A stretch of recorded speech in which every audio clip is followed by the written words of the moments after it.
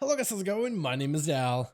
While we don't have the release date for the patch 10.17, which is currently available for testing over on the PTR, it's possible that we may be able to get the newest Dragonflight update into our hands much earlier than expected. While this is a smaller update for World of Warcraft, 10.17 brings with it exciting new features, some of which are specifically set for the month of September, which gives us hints at an earlier release date. Recently, I've been getting messages from you guys itching to return back into the Dragon Isles, and patch 10.17 might be the perfect time for a comeback, with a new open world update which makes leveling alts and gearing them far easier than ever before. New customization options gives you a reason to level your next character as a Draenei, Night Elf, or even a Forsaken. Together with more dungeon updates, holiday refresh, and more social features, this update might be the perfect time for those of you looking to make your return. So today I wanted to highlight all of the features that will greet new and returning players for the patch 10.17, which could potentially be launching much earlier than most expected. But right before we get into this list for the 10.17, most of you guys watching these are still not subscribed. However, the more of you remind, the more of you do, so let's keep it going. Subscribe to the channel and ring the bell if you're watching these videos anyway. Especially if you want to get more regular content regarding Dragonflight, patch 10.15, or any future updates going forward.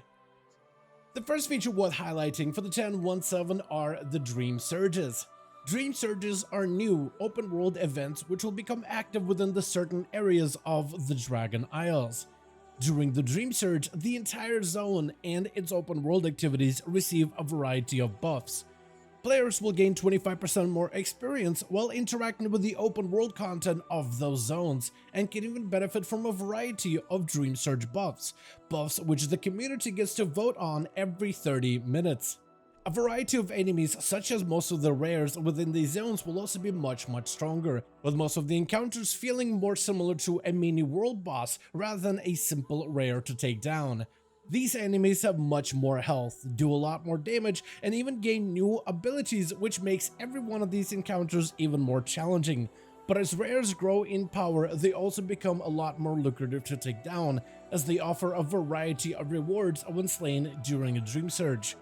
The Dream Surge also opens up a ton of new alt-friendly gearing opportunities, where your main character can even help out your alts catch up on gear and items.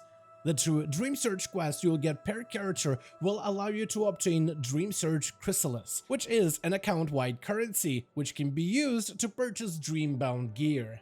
Dreambound epic gear will start out at item level of 415 and is on the champion upgrade track, meaning that every one of these items can eventually reach up to item level of 437, which is equivalent to heroic raid gear quality. You can also purchase Dreambound gear from the rare quality by spending your Dream Surge Coalescence from the second Dream Surge vendor. Unlike Chrysalis, which is reserved for some of the more difficult content, Dream Surge Coalescence is much easier to farm and obtain.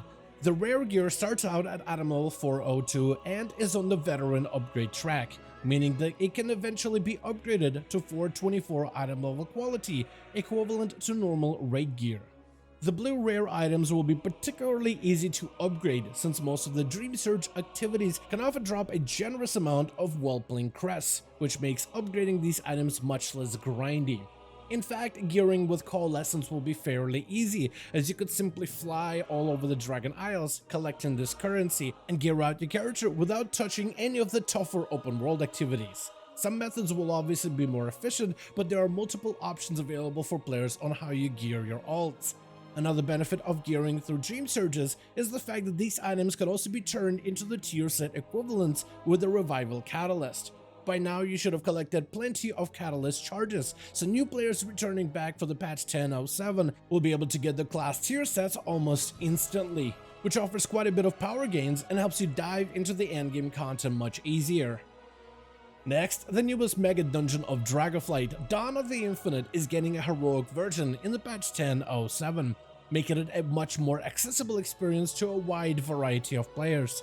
The gear from Dawn of the Infinite will be some of the better heroic dungeon gear, which starts out at item level 402 and upgrades all the way to 424. The dungeon is also filled with incredibly valuable items, especially when it comes to some of the more unique trinket options.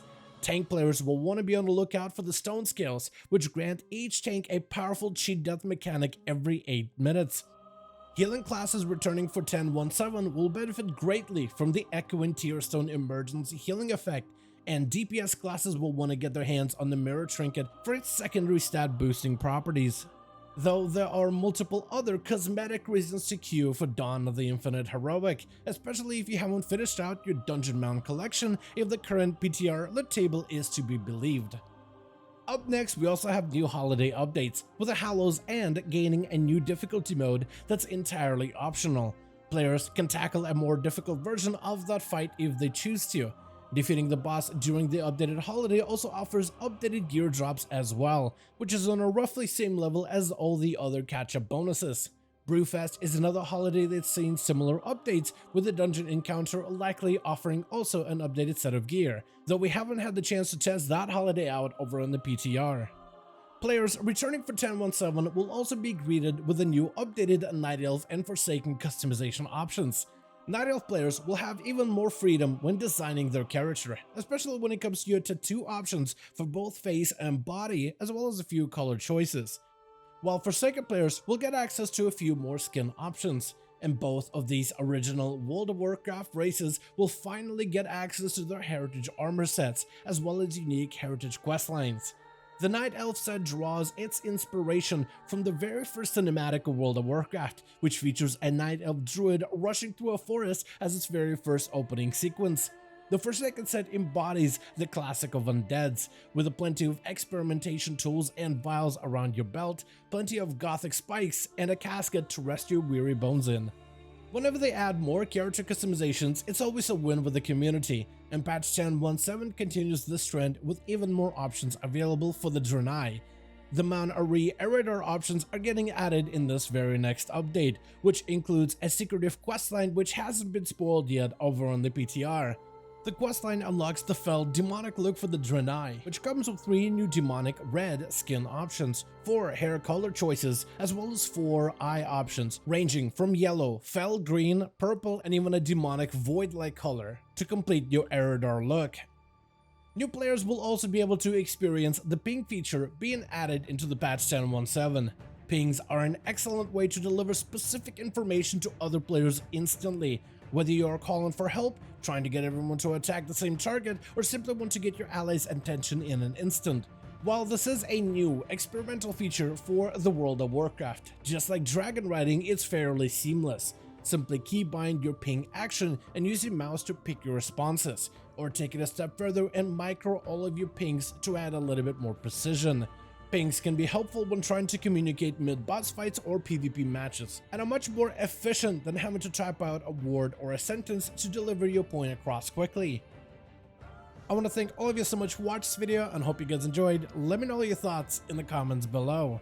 As per usual, if you guys enjoyed this video or found it informative, go ahead and give it a thumbs up. I would very much appreciate it. And as always, in the description of every single video and live stream, we have a link to our Discord community channel. Probably the best place to reach out to me directly in case you want to let me know what you thought about this video or hang out with the rest of the community to discuss some of the upcoming changes. Join our Discord to become part of the community. But otherwise, thank you all so much for watching this video. I do hope you guys enjoyed. Let me know all of your thoughts down below. And as always, I'll see all of you guys in another video.